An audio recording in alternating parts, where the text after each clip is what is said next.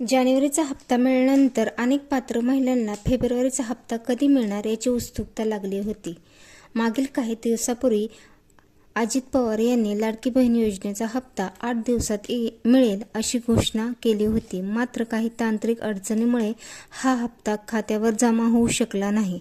आता माझी लाडकी बहीण योजनेचा फेब्रुवारीचा हप्ता महिला दिनाच्या निमित्ताने 8 मार्चच्या पूर्वसंध्येला पात्र महिलांच्या खात्यात जमा होणार असल्याची घोषणा बालविकास मंत्री आदिती तटकरे यांनी केलेली आहे.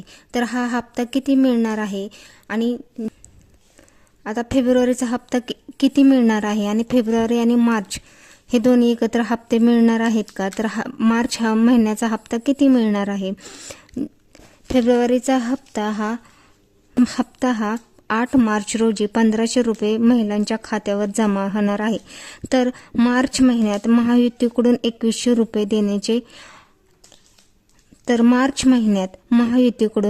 रुपये हप्ता देण्याचे आश्वासन देण्यात आले होते. मात्र अर्थसंकल्पीय अधिवेशनात याबाबत प्रस्ताव मांडल्यानंतर महिलांना 2100 रुपये मिळतील असे आश्वासन सरकारकडून देण्यात आले आहे. आजपासून अर्थसंकल्पीय अधिवेशन सुरू होत आहे.